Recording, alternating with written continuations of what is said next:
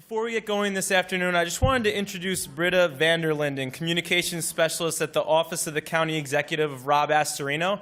They've been a great supporter of our event from the beginning, and Rob's doing some really great stuff. So Britta's just going to say a few words before we get going with our afternoon presentations. Thanks, John. Now, since I'm among all these digital experts, I feel obligated to give you my digital fun fact real quick. I just learned this yesterday. Did you know that more hours of video content is uploaded to YouTube every minute than the broadcast networks have produced in the history since they were founded in the 1940s?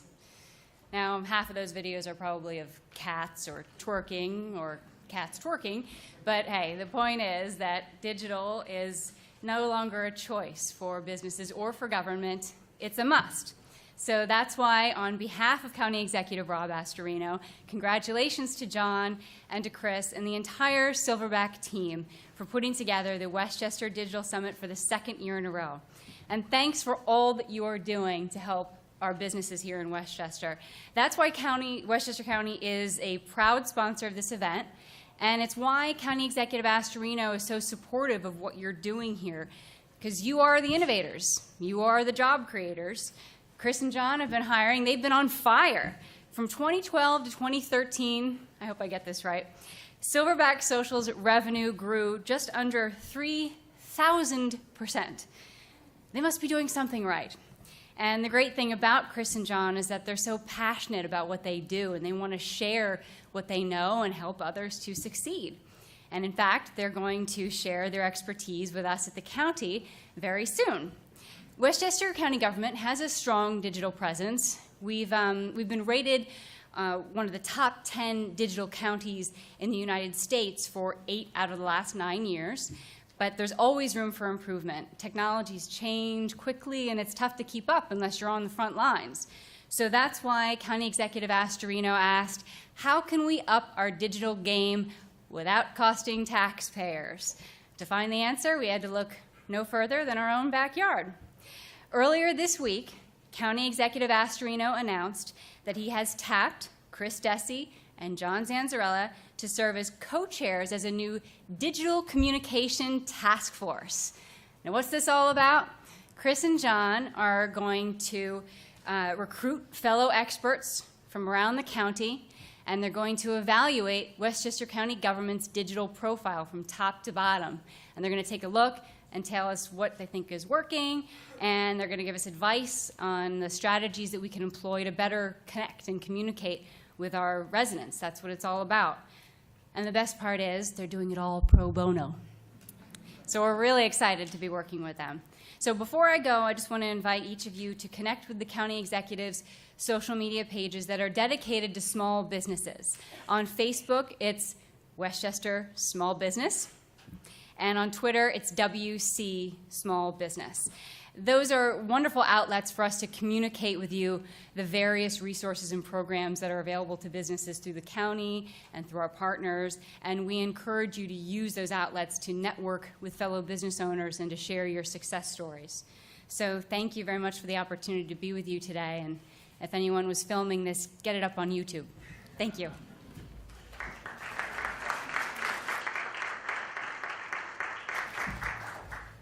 Great. So next up, this presentation is going to feature David Nugent, a founding partner at Omnigon, one of the premier digital consulting firms catering to the sports, media, and entertainment industries. David and his teams manage relationships with clients including the PGA Tour, NASCAR, WWE, MSG, Major League Baseball, and of course, Fox Sports. From Fox Sports, we have Pete Vlastelica, who in March was promoted to Executive Vice President of Digital.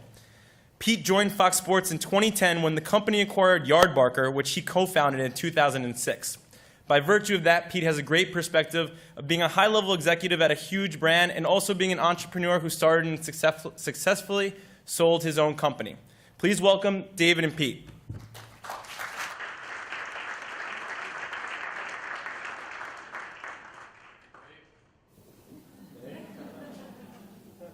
Thanks. Where are we doing this, Dave? I think right in the middle. All right. Hey, guys. How we doing? Good. good. Hey, Pete. Hey, Dave. Thanks for doing this. Sure, happy to. I love it. We already got a good intro, I think, so we won't dive in too much to our personal backgrounds. I think we'll just open it up and start asking some questions. As it was queued up, one of the interesting things about Pete and Pete's background is that he's entrepreneurial. He's been through a digital startup. He's also now works as an executive inside of a large media company. And he's in the world of sports. And for us, that's sort of right in our wheelhouse. So we're going to sort of pace through a bunch of questions today, and then we're going to open up some questions to you guys where you can pick the brain of one of the most important guys in the digital sports. And that is Dave Nugent. Seriously, this shouldn't be all about me, Dave. I'm going to make sure that you're on stage as much as you need to be as well. We'll see how that goes. Yeah. So We've still got 30 minutes. They haven't even started They the haven't timer started yet. our clock. Yeah. So let's start with Cue Yardbarker. clock. Okay. Can you tell us a little bit about the way that you started the business, why you started the business? Was it born out of a need, was there a gap in the marketplace? Was it just something you were passionate about? How did that all come about? I think it was a lot of those things plus some naivety and the fact that I didn't want, this is going to sound like a joke, but it's true, I didn't want a job that working for somebody else. So I was in business school at Berkeley. I'd gone back after spending some time in the agency world here in New York. While most of my classmates were doing sort of the on-campus recruiting process, I was spending my time thinking about what a startup could look like if I wanted to go that route instead. So I completely, sort of ignored all of the recruiters on campus and found some classmates to sort of form the team that became Yardbarker. Not just as co-founders, but investors and partners and people who could introduce us to investors and partners. I found that business school was a great place to start a company. If you think about it, you're surrounded by all these resources. You have time. Especially a full-time program. It's 2 years where academics is there, but not necessarily all that time-consuming. You've already foregone a salary. I think it depends really on how much you focus on your schoolwork when you're in school. Listen, in business school, I don't know, who went to business school? Who has an MBA? All right, so you guys will get this. And for the rest of you, I'm going to let you in on a secret. On my first day of class at Haas, one of our instructors said, I'm going to be the first person to tell you this, but if I don't tell you, you'll learn it quickly. Grades don't matter in business school. and what that meant wasn't ignore school. It meant use this time wisely because these 240 people in the class are people you're going to be working with for the rest of your life, and this is an opportunity to sort of shape your career. Anyway, this isn't an advertisement for business school necessarily, but I do think it was a great time to start a company. In terms of why we chose Yardbarker and why we chose sports, there are a lot of people I meet in sports who their lifelong dream is to work in sports. I was never that guy. I always loved sports. I love games, I love music, I love media generally. Sports was sort of on the list. But what we saw in sports, and this is 2005, 2006, what we saw at the time was that all of the dominant digital sports properties were big companies, were run by big companies. It was still at the time. This is at a time when ESPN, Yahoo, CBS, NBC, SI pretty much dominated sports on the web. Meanwhile, there was a sort of populist movement among fans to start taking advantage of some of the new tools that were out there. And this is pre-Twitter. It's before Facebook was really being thought of as a publishing platform. It's before YouTube was really thought of as a serious publishing platform. And at the time, it was blogs. Blogger and WordPress and some others were making it really easy for someone to get their opinion out there and publish their analysis and show themselves off in a way that they couldn't before. And what we saw was that there was a lot of really good writing happening and community building happening on these independent sites, but the sites had tiny audiences and no advertisers that were even paying any attention to them. So we made it our mission to pull them all together under a single brand, try to work with them to attract larger audiences on their behalf, and then work with advertisers to bring more revenue their way. And I think it worked partly because the blogosphere continued to grow. Some of those tiny sites did grow and become the big lead, and Sports by Brooks and Deadspin, and all these sites that today you look at and you don't even really think of them as blogs anymore. They've established themselves as part of the media landscape. But that all happened, in the course, for us, it all happened in the course of building Yardbark, and whatever small role we played in it, I think, paid off because we were able to anticipate where the puck was going, so to speak. Right. So one of the things I think most smaller businesses are challenged with as they evolve is, at what point do I need to go get some money, right? Can I do this all on my own back, or do I have to go out and get funded on some level? And it's that cash versus control struggle, right? So if I bring in outside money, I'm going to give up some of the control of the business. What are the most common mistakes you think that a company that needs to go out and get funding will make? I mean, look, when you're an entrepreneur, when you're a startup CEO, you're always fundraising. That's the first thing. And so it's hard to call sort of any effort toward raising money a mistake, because it's what you need to be doing constantly.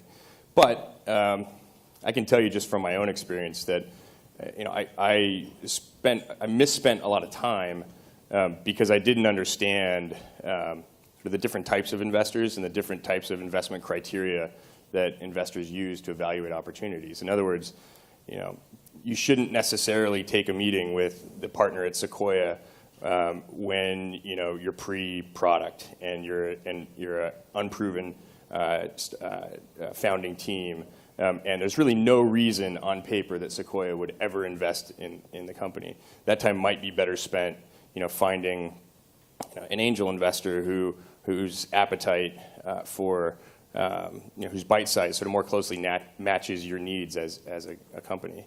And so, we went through 3 rounds of funding. We raised first about $100,000 just from some friends and families, some classmates in business school and one of our instructors, actually.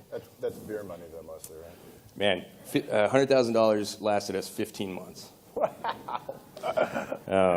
And we didn't have jobs Right. otherwise. We didn't pay ourselves. I mean, a lot of small business owners here, a lot of startup guys who are sort of building businesses. So maybe you relate to this. But I remember when we ran out of that $100,000, and when sort of I ran out of my rope, because it was. I went to the ATM to withdraw $20 and got the slip and my $20, and the slip told me that I had $3.45 in my bank account, which I'll never forget because it was 345. And I thought, I need to get this company funded like right now. And so whatever mistakes I'd made before, I needed to focus.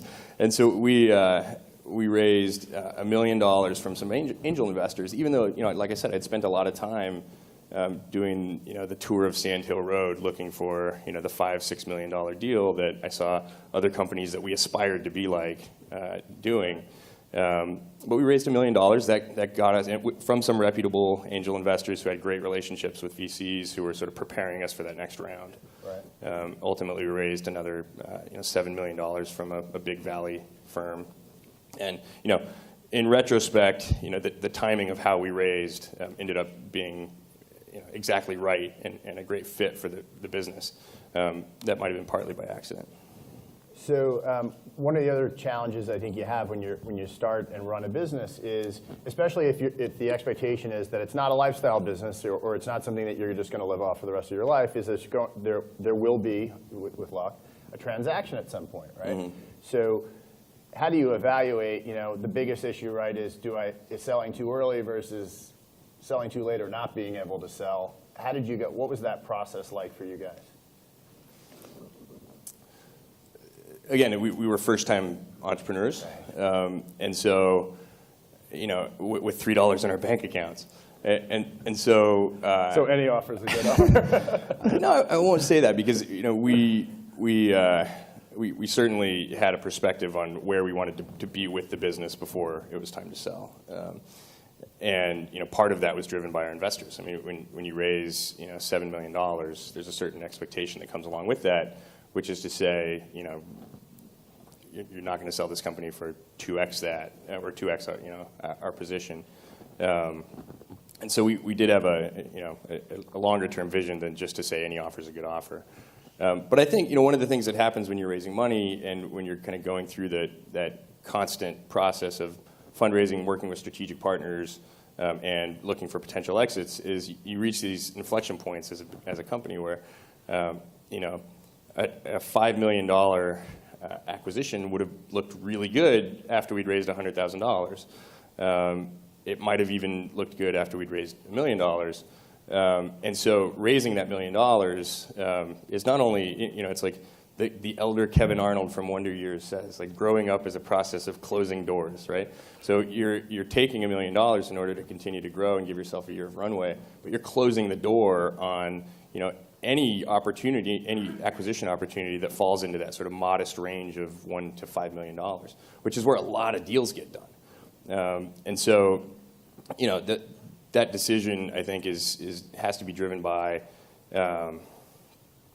ultimately I think the CEOs and no one but the CEOs sort of long-term outlook on how big the company can be, and a sort of risk-adjusted outlook on the chances of getting there. And that's dependent on a lot of things, not just the business. It's dependent on the partners you have, the competitive landscape, the macro environment. I mean, we went through 2008 and 2009 on our large raise. We had $7 million in the bank, but as soon as we raised the $7 million, again, speaking to investor expectations, the burn rate, the monthly burn rate went way up, 10x what we were spending before we raised that round.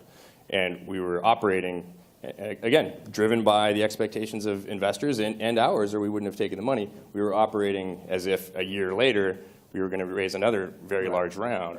Right. We all remember what happened in the fall of 2008. So when we were out looking for funds in spring of 2009, that round wasn't there, and we had to sort of go into survival mode.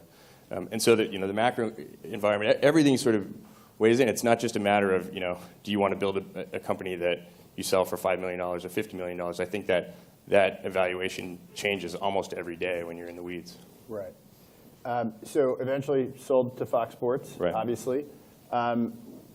What about the Fox deal? Not the money part, but what about sort of being absorbed by a company like Fox Sports was attractive to you guys? Well, we had a great partnership. The money too. I'm sure the money. Yeah, I mean, look, we had a great partnership with Fox that predated the acquisition, and that's something that I mean, companies, there are bidding wars for companies. Companies get bought without a relationship between the buying company and the selling company. That happens, but in my experience, what happens more is that they say companies aren't sold, they're bought. In other words, companies tend to be bought based on a pre-existing relationship and value exchange that the buying company just can't live without. And it's not that they can't. You usually can't. You usually don't say you can't live without something if you haven't experienced it yet. And so we had a partnership with Fox that went back about a year. That was great, and value in both directions. Fox was driving a lot of traffic and revenue to our blogs, which made it easier for us to grow our network. We were contributing a lot of audience and inventory to Fox, which, as for anybody that follows kind of the ComScore jostling in media categories on the web, it was really important to Fox to represent themselves as a bigger and bigger property over time, and we were a growth engine for them. And so when another big media company came along and expressed some interest in acquiring us, it was really difficult for Fox to imagine, that happening. Right. And so I'd say it was less, our decision to sell was less driven by, us figuring that we could really get something out of Fox if we were part of Fox, and more just, it was driven by Fox's need for what we brought to the table, which made us more valuable to them than we were to our investors. So now you're inside of Fox Sports as an entrepreneur running around in a huge media company. Right. Still to this day, you are that guy, right? You're an entrepreneurial spirit in a big company. What was that dynamic like? Has it changed? When day one, when you walked into your office, what was that sort of feeling and dynamic like? It's a big office, which was weird. I felt like I needed to subdivide it into like 10 IKEA desks or something. So I worked at Disney for a year or so right out of college, and I've seen other big companies. At the agency, we had big company clients, and one thing I'll say about Fox is it's a lot different from a lot of big companies I've experienced in that it's not nearly as top-down organizationally, and in terms of how decisions are made and how projects are initiated. And I think that's a function of of Rupert and kind of the team that created Fox, and there really is an entrepreneurial spirit at Fox. So that it didn't mean there was no adjustment. It just meant that I was a little more comfortable moving into Fox than I might have been another big company. Beyond that, the biggest adjustment. I mean, I have a very large team that I manage now. Yardbarker at its peak was 25 people. Managing 25 people is a lot different from managing 200 people. And the biggest difference, I think, is just in terms of time. And what I mean by that is I'm reading, one of the speakers before recommended the book, The Lean Startup, which I definitely recommend as well. Another book I recommend is, I'm reading right now, is Ben Horowitz's book, The Hard Thing About Hard Things. Yeah. And it's great. And one of the things that Ben talks about is how the difference between a big organization and a small one is that at a big organization, there's so many demands on an executive's time that you really can't afford to do too many new things. In other words, you're in reactive mode. You're in just constant interruption mode. You don't need to know what's going to happen in the office today because you're going to get there and something's going to happen, guaranteed. And so, most executives, I think, and these are Ben's words, are stupid to take on more than 2 or 3 new initiatives per quarter. And I see that now. In a startup, nothing happens if you don't do it. and so, I think there was an adjustment period for me, and I'm still feeling it, where, I'm assuming that it's my job to sort of create new opportunities for the business, and that can take a lot of time, and the organization's not necessarily set up to kind of just fall into line and support brand new initiatives that take the organization in an entirely new direction. Right. Even if that initiative would create tremendous value for the group or the company. And so I think just kind of changing my approach and my team's approach to literally our schedule every day has been one of the biggest adjustments. So the business that we're both in is in fan engagement, right? At the end of the day, it's about creating compelling experiences that people are going to care about and visit, hopefully in droves. On the sports side, what are the kinds of things that folks like us should be focused on? What are the things that you guys are focused on right now? And I mean that both from a standard operational perspective and also what are the newer things that are coming down the line that you guys are looking at? Sure. So, I said I'm having to kind of scale back the number of initiatives that we kick off, but we do have a lot going on. One of the things that we're working on is and I don't think I know it's not just us. We're really interested in short form mobile video as a way to engage, call it a millennial sports fan audience. You think about SportsCenter and what a great job they've done with that franchise over the last 30 years. And we have our own sort of equivalent on Fox Sports 1 called Fox Sports Live, which is a lot like SportsCenter in some ways, in that the focus is on highlights and sort of what happened today in sports, but it's unique in ways as well. But I think setting aside television, if you're inventing a SportsCenter for 17-year-olds in 2014, what does that look like? And for starters, it might not be a given that it should be on television. And so we just kicked off a project called Fox Sports at the Buzzer, which is a social media show designed to engage younger audiences, especially on small screens, with really short-form video content. And we're working with the brand Ford to sort of amplify that content and get it out through as many sort of off-platform channels as we can. So I think that's a thread. I think there's this really great thing happening right now with niche video content. What's starting to happen is that people are paying for video on the web. They're paying through subscriptions, like what Glenn Beck is doing, leaving Fox and making $50 million, with his Blaze TV subscription channel, which he owns. And he owns, not only does he own the platform, he owns the relationship with the customer. There's just a really strong lifetime value proposition there. Or Louis C.K. and Aziz Ansari, selling downloads of their comedy specials. Or there's this really cool project called Camp Dakota, which was a feature film that was released earlier this year exclusively on campdakota.com for download for like $10, directed by some YouTube stars and starring some YouTube stars who collectively I think had like 2.5 million subscribers or something on YouTube.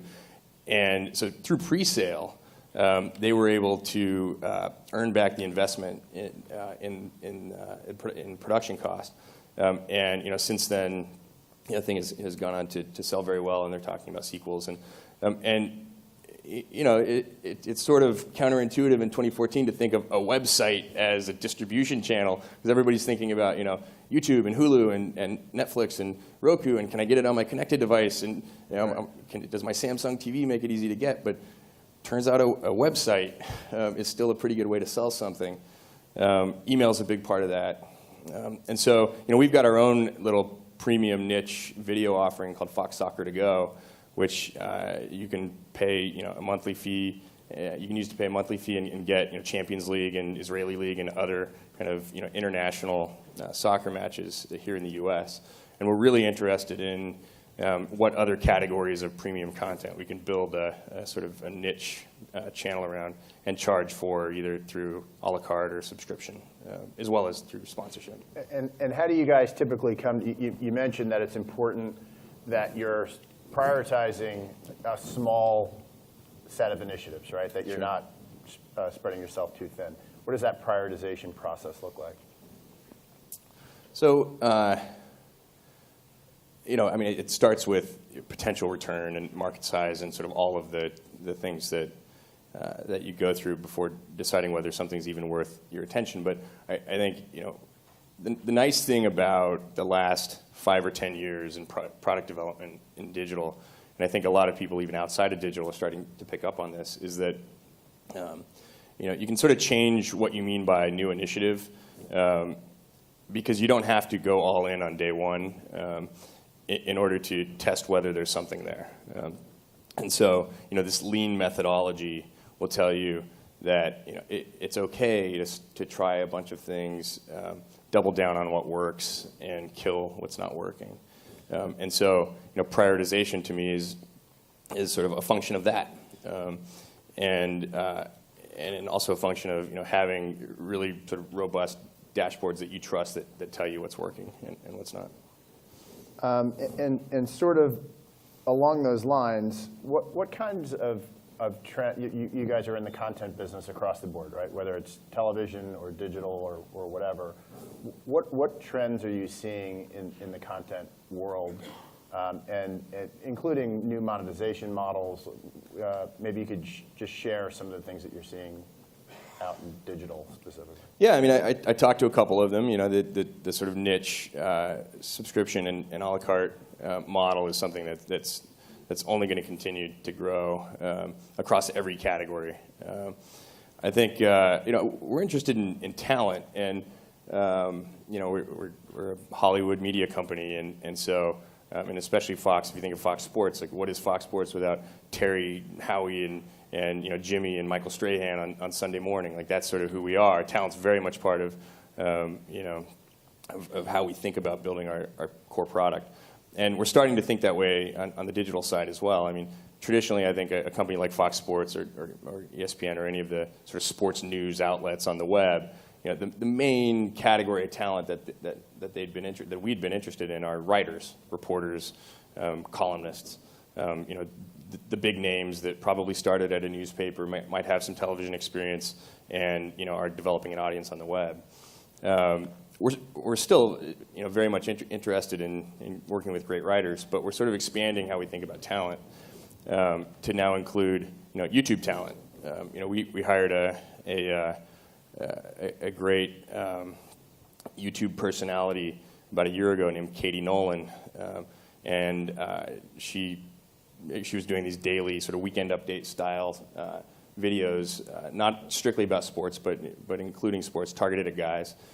We hired her. She's doing these videos for us still on our channel now, and we put her on Crowd Goes Wild, which was we recently canceled the show, but we put her on Crowd Goes Wild, which was our studio show based here in New York, and now she's got a great future ahead of her as a television star. And so I think, you know, in the old days, when it came to evaluating talent and discovering new talent for something like a Fox Sports 1, you would look to sort of local sports news and say, oh, there's this great, you know, sportscaster in Cincinnati who deserves a national audience. You know, now we look at YouTube and Vine and even Twitter as, you know, sources of emerging talent that could be used, you know, ultimately across all of our platforms. That's the ideal. But I've got a list of 24 Vine stars open on my laptop in my hotel room now, who I'm going through to sort of evaluate. Are these people who might fit in with the Fox brand? Vine is a very different format. It's a very different art form than anything out there, which is part of what makes it so intriguing, and it's part of what allows this new class of talent to emerge who didn't have that opportunity before. Right. We only have a couple of minutes left, and I do want to maybe get some questions. But real quick, maybe you can give us, are you all familiar with the concept of a la carte versus the traditional cable bundle? Does anybody need that explained to them? Because I might need it explained to me. I'm a digital guy. Well, I do. I know that's not a strictly digital thing, but it does affect our world, right? What are your views on will the world go a la carte, or and is the traditional cable bundle going to go away, or what do you think about that? Yeah, look, I mean, I'm somewhat new to the cable world, but I do watch a lot of TV, and this is a topic that, you know, comes up all the time at Fox. And I mean, I think the thing that you're starting to hear analysts talk a lot more about lately is the fact that the bundle is actually tremendous value for a subscriber. I mean, it feels like a lot when you write a $100 check every month for a bunch of channels you may not watch. But the fact is, you know, you probably watch a couple channels that you wouldn't have access to as part of that bundle if it weren't if they weren't being subsidized by some of the big channels that you may not watch. And so, you know, I actually think, you know, it's not an accident, and it's not through like forced regulation or something that this bundle model has emerged. It's emerged because, you know, there's value being shared among the members of the ecosystem, including consumers, that everyone, at least so far, has said is worth it. You know, I guess, you know, that typically now when you hear about unbundling, and you hear it in the context of legislation. I can't speak to whether any of that's realistic, but I think if we're just talking about the market choosing sort of the direction for cable, I see the bundle lasting for a long, long time. What do you think? I agree. I think for a long time, because of the cord cutting that's going on, and because a lot of content, legal and illegally attained content, is accessible without a cable bundle, I think I may have had a different opinion. But in the last 6 months or so, and understanding that value proposition and understanding the rights landscape as it relates to sports content in particular, the bundle's not going away at any time in the next 5 years at least. I mean, your NASCAR deal, I think, is 7 years? Yeah. 8? Yeah. So, as long as those long-term TV deals exist, you're going to get them as part of some kind of bundled package. You're going to have to. I mean, there are always going to be bundles. Will the bundle look exactly like it does today with exactly the number of channels, or will there be multiple bundles? We have sort of smaller tiers that you can opt into. Bundling works in media, and so there's always going to be a sort of a pressure. The market's going to drive bundles. I definitely believe that. I think your DirecTV bundle on your television in 5 years, probably won't be the only bundle that you've subscribed to, and it certainly won't be the only bundle that you have access to. I mean, if you think about this device and how telephony is and data and text messaging are two applications on this device.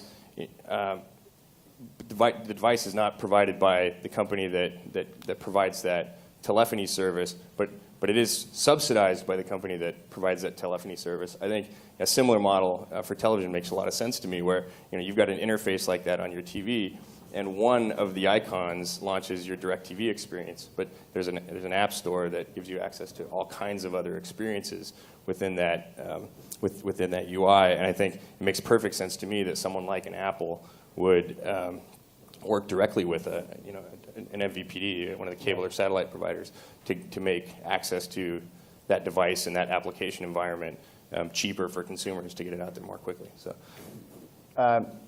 We are out of time. Are there questions? This conversation could go on for quite a while. Maybe it will over a beer or something later. If you guys are around, you can find us outside. One question. Yep. Because you're talking about cutting the cord or untethering. I know a lot of people who've never even owned a television. Sure. And there's the whole second screen opportunity. How do you see it from a content creation point of view for your market? Smaller pieces, and how do you do that? Maybe the second screen, or just direct consumption for that millennial pluralist, that next generation? Sure. I mean, look, I think it turns out more and more people are signing up for cable and satellite, quarter over quarter, despite this sort of fear of this cord cutting phenomenon. But I don't disagree with you. I think that there are a lot of people, especially younger people, who aren't buying TV because they're getting what they need from another channel, whether it's Netflix or YouTube or Twitter. So our approach to that, and by the way, there's another sort of advantage that digital platforms have over a cable bundle, which is sort of unlimited shelf space, the ability to sort of target smaller segments of an audience than you could, economically through a cable bundle. That's the angle I approach it from, and the reason is I think if you approach it from that angle, the world looks like, the pie looks like it's enlargeable, as opposed to sort of eating itself, right? There's like I mentioned, Fox Soccer to Go. I mean, there are a lot of Israeli league matches that we make available through this subscription product, which you don't need a cable subscription to buy, that we could never put on Fox Sports 1 or even Fox Soccer when we had it, because there just wasn't the shelf space. So I think you can call it a hedge. You can say we're building we're interested in these over-the-top experiences, as a means to sort of capture an audience that might not want a cable subscription. I don't really look at it that way. I look at it as additive to our core business. Was there anything else? Anyone else? Okay. Well, thanks. There's a question. Sorry. It's hard to see from up here. Hi. Thanks so much for all the insights. It was really fascinating. So many questions on the digital side, on the sports side. But what I find interesting is also that the competition won't come from where you think it will come from, because GoPro might be a competitor. Red Bull might be a competitor. I mean, what do you see as sort of who do you look to say, wow, they're doing something really sharp and interesting? I mean, those are two fantastic examples, I think, of companies that just seem to get it and get and who are taking advantage of the decreasing costs and complexity of content production and distribution. I think there are others, and there are YouTubers who have 3 million subscribers who, with one or two moves on the chessboard, could become full-fledged media companies. Certainly, if they're working together with a brand to sort of bring resources to the table. There are a lot of platforms out there that someone could use. It's not just YouTube. There are a lot of platforms out there that someone with talent and an audience could use to grow the audience and monetize it. So I see brands playing a huge role. I think it doesn't necessarily though need to be that the brand takes the lead. A lot of times it's easier and easier for an independent content producer to take the lead in building an audience, and brands have a great opportunity to latch onto that.